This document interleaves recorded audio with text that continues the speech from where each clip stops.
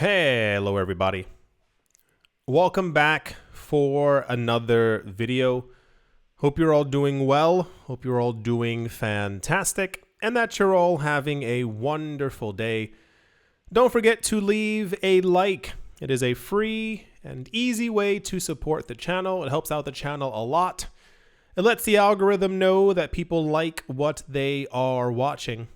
And without any further ado, let's jump right into it.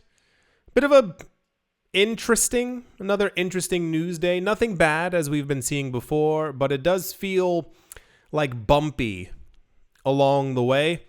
We have, for lack of a better term or realism, we're in the bull run. We're in the bull market, and people are trying to figure out where these coins are going to go. There's one in particular that, for whatever the actual reason might be, hasn't been performing as well as many of its other counterparts. We normally have seen whenever Ethereum goes up by 4 or 5%, altcoins tend to pump. For some reason, this go around, Ethereum is not or has not been recently performing as well as everyone expected that it was going to, especially with altcoins really pushing forward. This could be because of a number of reasons. I mean, really. It could be because of the levels of ETF accumulation. They're quite large, not as large as Bitcoin. Got it? However, it's a lot of money flowing into the market, and there may be an increased amount of manipulation trying to keep Ethereum's price down so that they can buy at a lower price. It could be because other chains are beginning to show who they really are after many years. I said this before, 5, 6, 7 years ago. A lot of other chains are not going to wait around to see if Ethereum ends up upgrading or what ends up happening with the coin or the chain. They're going to try and hold their own. This is one of the main discussions when we were talking about the idea of many of these coins actually being tax-free.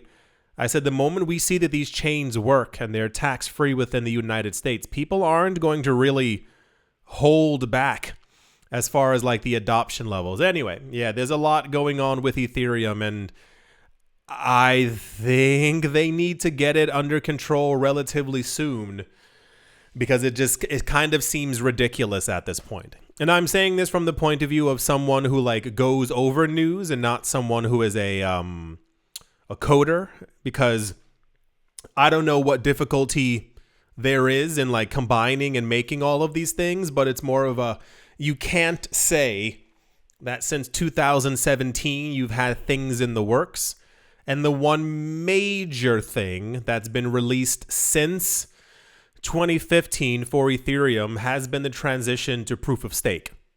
Everything else is like, okay, we're still waiting. Vitalik Buterin has unveiled an ambitious roadmap aimed at scaling Ethereum, focusing on layer 2 innovations, blob enhancements, and emphasizing ETH's pivotal role. If you remember last year, a major issue was that we began to hear about Ethereum and the Ethereum Foundation and the roadmap and changing and upgrading the network, and over and over and over again. We would typically hear about Ethereum maybe 2 or 3 times a year as far as like, hey, we have this coming. On January 18th, this is going to launch. On May 21st, this is going to happen. And now last year, we heard every 2 weeks, we have this plan. This is going to happen. We're working on this. This is going to work. We're going to make this as well because this is a and it kept on going on. And I was like, just do it. Stop talking about it. It doesn't really make that much sense anymore, especially when we have so many other chains doing the exact same thing. I think there's a lot of money behind Ethereum, and this is why I think it will succeed. But they're kind of, the clock is ticking because at some point money will just simply shift into another chain. It's not like Ethereum's the only one doing what they're trying to do. Vitalik's vision seeks to unify the Ethereum ecosystem while addressing transaction costs and enhancing throughput efficiency. Didn't we go over recently that I think transaction fees for Ethereum in their last upgrade have fallen quite significantly, but the major test is going to be when we actually enter the euphoric phase in the cryptocurrency bull market cycle, and everyone's throwing as much money as possible into these ecosystems. If we get to a $54 Ethereum transaction fee again, that's a major thing. We've also heard for years that Ethereum was going to be doing 2, 3, 4, 5, 11, 15,000 transactions per second. I have not seen any news of that. I think we had something last June or July where people were claiming or talking about that Ethereum can, I think, do several hundred transactions per second. Haven't heard a word about that. No one, not anywhere. He said using Ethereum should feel like using a single ecosystem, not 34 different blockchains. If you've ever had to swap your ether for another coin, to put it into something, to bridge it to another thing, to have to move that to another wallet, the Ethereum ecosystem is very fragmented, and I don't necessarily believe it's because of Ethereum itself. I think it's because of greed. What happens is that instead of trying to work with a blockchain to make it better, a lot of people create projects that kind of are on the ecosystem but don't actually work with it, where you have to bridge, where you have to connect, where you have to wait, you have to do this, and you have to link that to that, and you have to change the address, and it just kind of clutters everything up. There was another chain, this was maybe a year ago. I don't remember the name of it. There was an NFT project on it, the one from Damien Hirst, and I forgot the name of the chain. But in order to use it, so basically what would happen is if you wanted the actual artwork, you had to have the NFT. But if you wanted the NFT, you had to buy it on Ethereum where it was like legitimate. And then you had to take that and you had to swap it to another chain, and you had to make a bridge to their other platform that they had. But when you went onto the actual website, you had to make sure that you weren't on the actual Ethereum chain, you were on the other one. But then the website would have to convert it. It was horrible. Like it was like, who thought any of this was a good idea? And it usually has to do with greed. People just see, okay, cool, build on that chain, but they care nothing about interoperability, and they assume that money will flow in their direction. And it's not. Everything is very cluttered. Everything is, Buterin asserted in his post, yada, yada, yada, comprehensive scaling roadmap. Do it.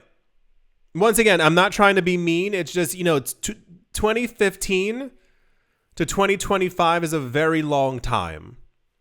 They've been talking about blobs and ZK snarks and layer 2 solutions. We have Polygon, but now apparently they need more. There's so many different things that keep going on, and I would really give it 2 more cycles. If Ethereum doesn't have it together, no one's going to really use it.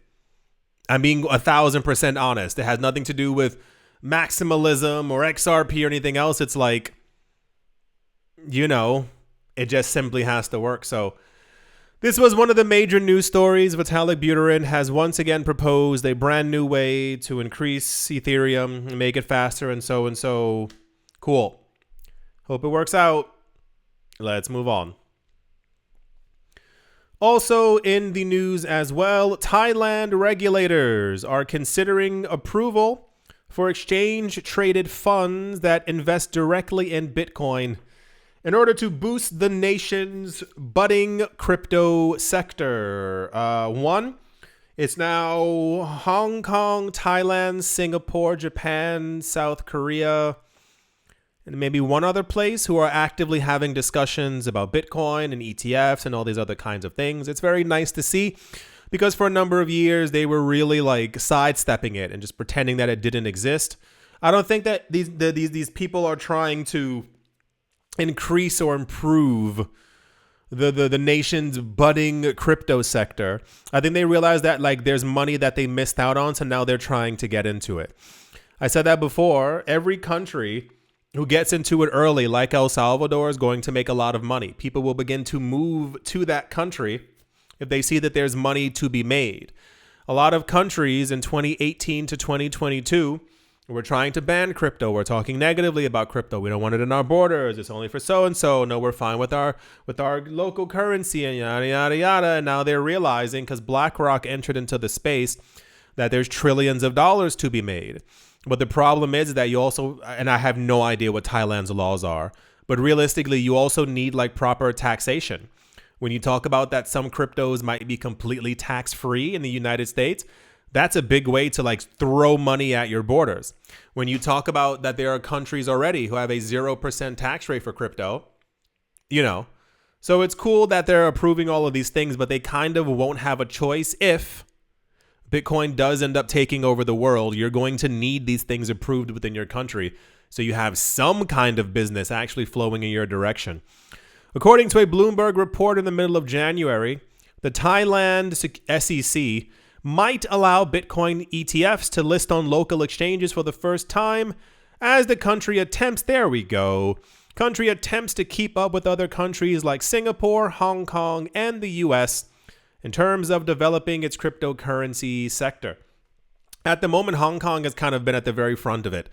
Japan and South Korea, they're doing pretty okay. A lot of premiums are popping back up again, but Hong Kong has like a no joking around business. If they say they're going to do it, they end up doing it. The only reason why I'm lightly skeptical on the US is because of the 95 years of Gary Gensler that we had.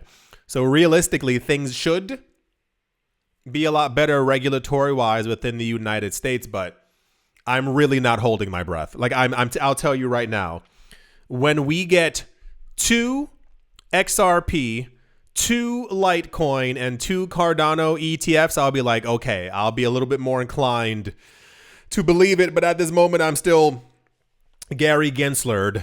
Cool. Thailand's thinking about launching or allowing cryptocurrency Bitcoin ETFs. Do it. What are you waiting for? Make a bunch of protections. Say that Bitcoin's not legal tender. Say you need this many things to be able to have a Bitcoin ETF, or as a company, just launch them. Why does everything have to be a long discussion? Why does every single country need 4, 5, 6 years to make in like a literal inch of progression every single time? And like we're supposed to stand up and be like, oh my gosh, they did it. I'm so happy. No, just do it. Why is everything so slow? Why does everything take so freaking long to do? Is why we can't get anywhere. That's the Thailand news. Let's move on. Also in slow but steady but slow, Ripple has recently received 2 money transmitter licenses, or MTLs, that it recently received for New York and for Texas. One of these is crazier than the other. Texas, it's usually quite easy, not easy, easier to get some kind of regulation or something pushed forward. New York, for some reason, takes 9,000 hours, and I don't really get it.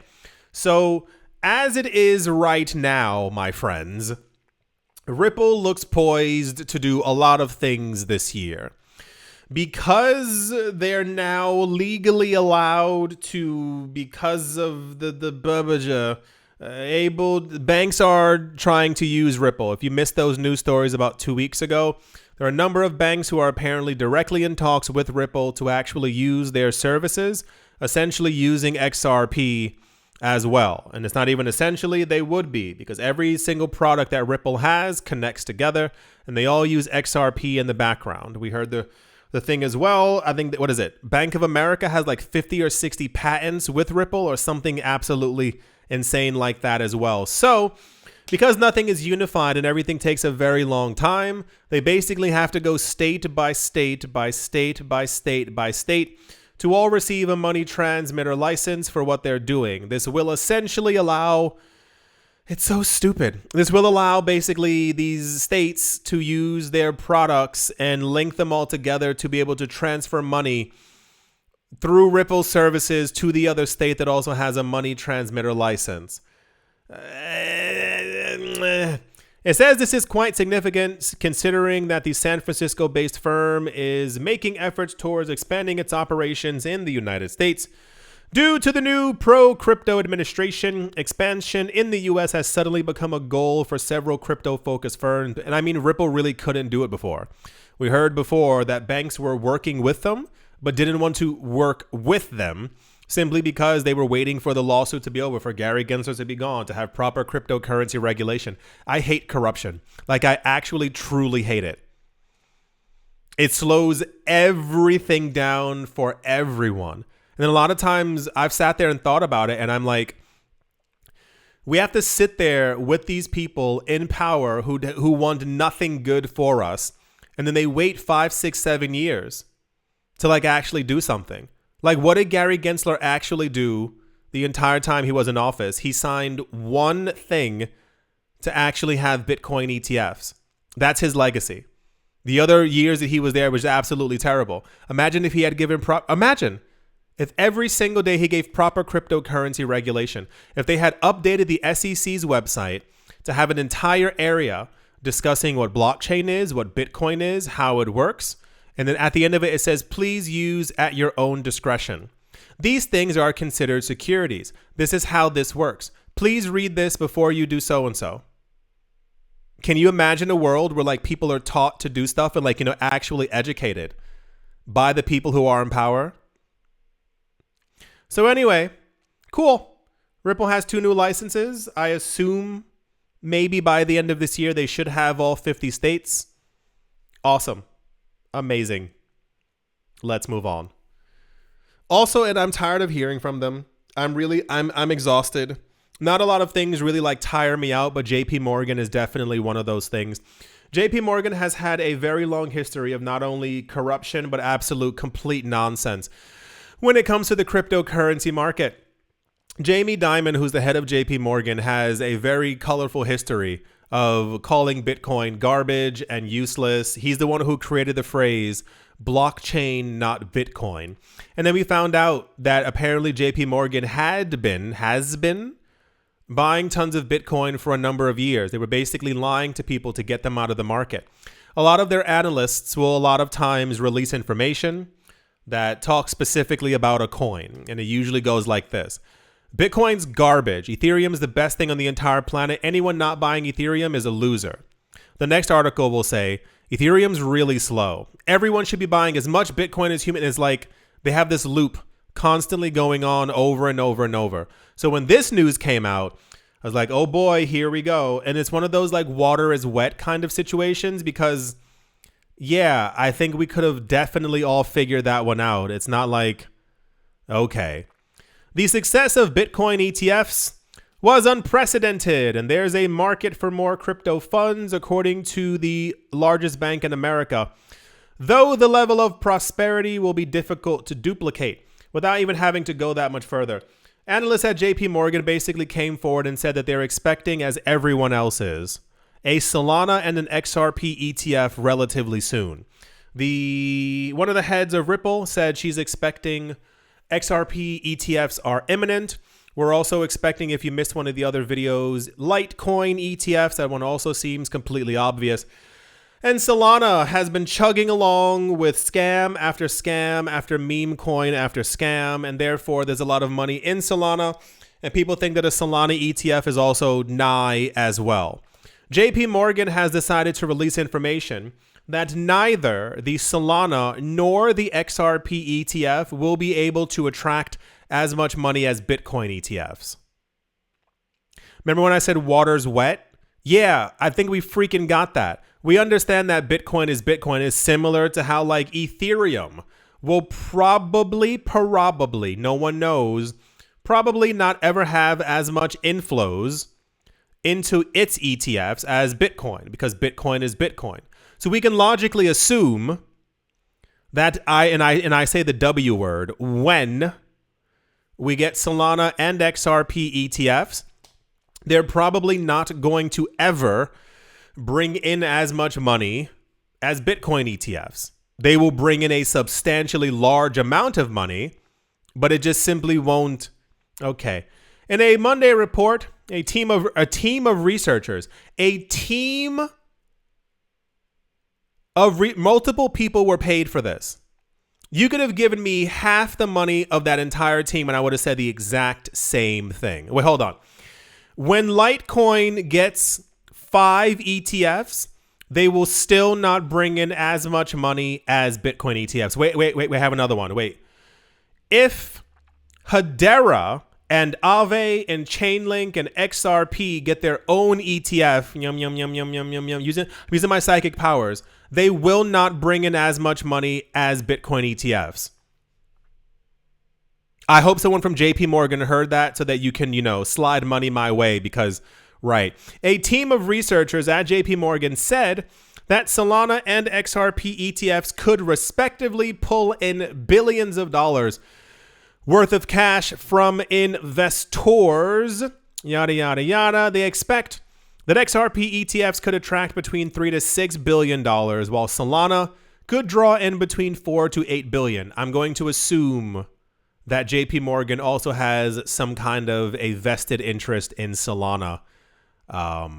Just throwing that one out there. I think, how do I move on from this? We're going to get ETFs for all these different altcoins. It's going to happen. I'm expecting 5 to 6 different coins over the course of this year, not including that company who's trying to get Bonk, literally B-O-N-K, the meme coin, as one of their ETFs as well. Not very okay. But cool. When it happens, they're not going to bring in as much money. If we get these ETFs, XRP's price will pump. Solana will move a lot higher. There's so much discussion about a $1,000 Solana. Same exact thing with Litecoin when it gets its ETF, and we know that they won't bring in as much money. Am I going crazy? Am I like, okay. I feel like it's just one of those days where I'm like going over the news and I'm like, why such weird, you need a team of researchers? That's the XRP and Solana ETF news. Oakley dokley. Let's move on. Also in major news, a company by the name of Rumble has purchased more Bitcoin. I'm not really sure. Rumble stock jumped following the Bitcoin announcement, yada, yada, yada. They put $20 million into Bitcoin. Cool. This happens every single day. There's always a brand new company. And I guess if you have a big enough name, I don't know what Rumble is. And please don't get upset with me. I remember a couple of years ago, every time we had some kind of, what was that company? What was it? Tall Daddy, Man Daddy. What was it? GoDaddy? There's some website that had the name Daddy in it. And I was like, I don't know what that is. And everyone was like, that's the biggest. And I was like, I don't know what every website is. What is Rumble? Listen, I like League of Legends and I like Legends of Runeterra. The last one's a digital card game. There's a card called Rumble. Is that what this is? Did a League of Legends character buy some Bitcoin? I don't know what Rumble is. Every single time there's some kind of company. There was one, it was called like Sun and Buns or something like that. And I was like, the comments were crazy. You don't know what Sun and Buns is? Everyone, I'm like, I don't spend that much time on the internet. I'm sorry, I don't know what every website is. Cool. This was also popular news. Rumble has purchased a bunch of Bitcoins. And then for some reason, they also talk about Tether. Tether made a $775 million investment into Rumble. What is Rumble? Active users, position itself as a viable. Okay. Apparently, it's a YouTube alternative. Guess which platform I use? I don't know if that was ever made clear. That's the Rumble bought some Bitcoins news.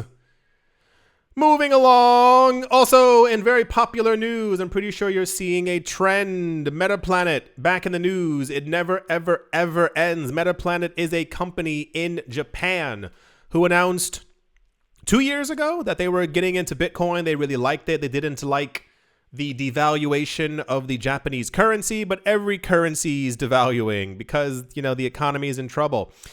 Metaplanet is back in the news again announcing that they want even more Bitcoin. They began by buying like 11 Bitcoin, then like 55 Bitcoin.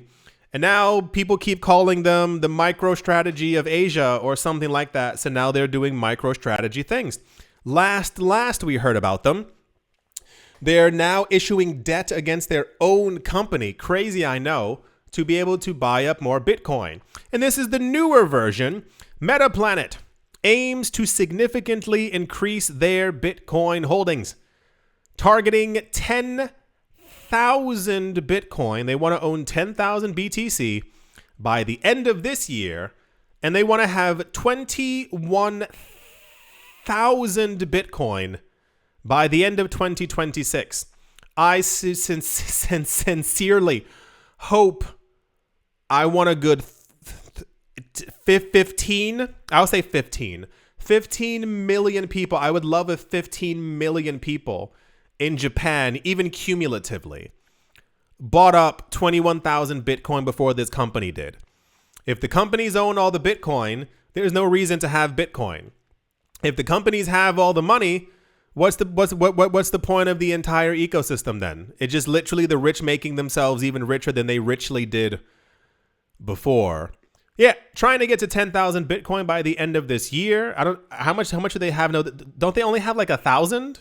And I air quotes, only 1,000 by the end of this year, and 21,000. That's so weird that they want like an additional 11,000 Bitcoin than compared to this year, knowing that Bitcoin's price will be higher and therefore their buying power will be less. The company plans to achieve this through share sales, targeting major investors and emphasizing a Bitcoin-centric strategy. Metaplanet reported growth, aiming for 35% per year in 2025. Corporate Bitcoin leader, yada, yada, yada. Successful company, 21,000.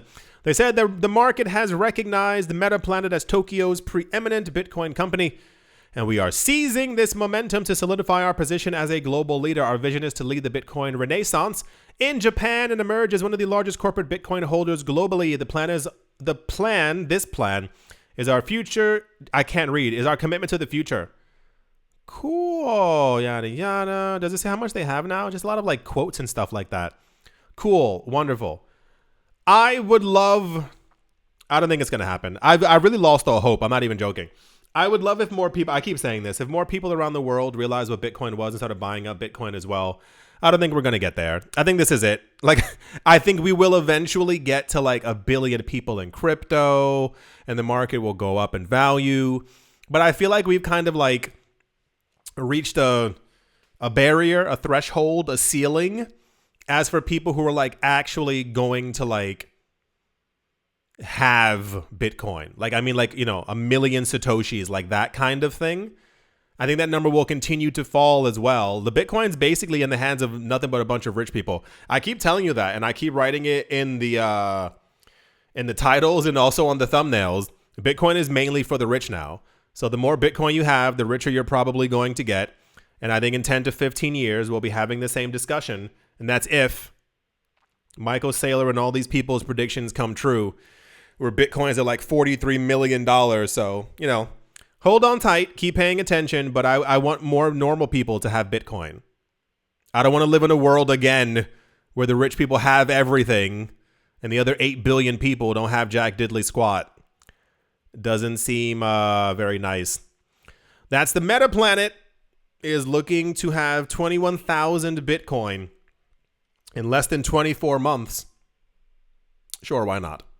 I do hope that you've all enjoyed. I hope you all are having a great day, morning, afternoon, evening, wherever you are, wherever you might be. I do hope it's absolutely fantastic. Thank you all once again for watching, listening, liking, commenting, and supporting. And I will most certainly be talking to you all soon. See you.